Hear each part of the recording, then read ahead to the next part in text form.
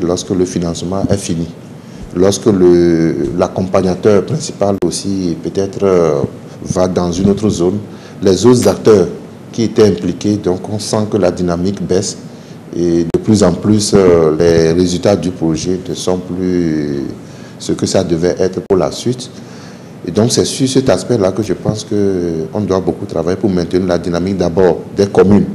Et il faut que la dynamique que les communes ont imprimée dans ce projet-là puisse se poursuivre, mais avec l'appui aussi des ministères de tutelle puisse se faire et que les résultats de ce que le projet a produit puissent vraiment être disséminés pour être appropriés par les différents acteurs dans la chaîne de mise en œuvre du projet.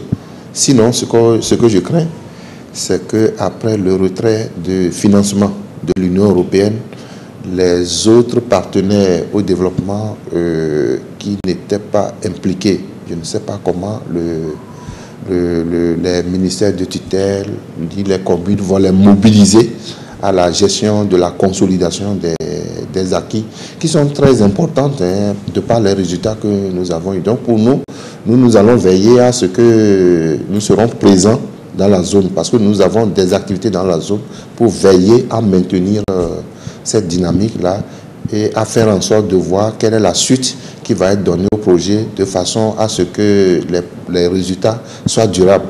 Parce que ce n'est pas en 3 ans que nous pouvons tout faire pour que les gens s'approprient les résultats qui ont été obtenus aujourd'hui.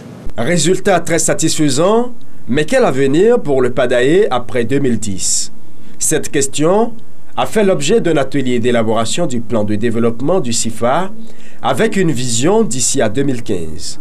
C'est dans le but de faire rayonner le CIFA après 2010 tout en élargissant le projet à d'autres communes avec à la clé l'élaboration du document de stratégie. Tous les acteurs et toutes les évaluations, monitoring, audits ont relevé que les maires, les mairies, que ce soit les mairies actuelles couvertes par le projet, que ce soit les mairies environnantes, elles souhaitent que le projet soit ouvert à d'autres communes. Mais il ne suffit pas de l'ouvrir. Il faudrait anticiper sur les différents problèmes que cela peut entraîner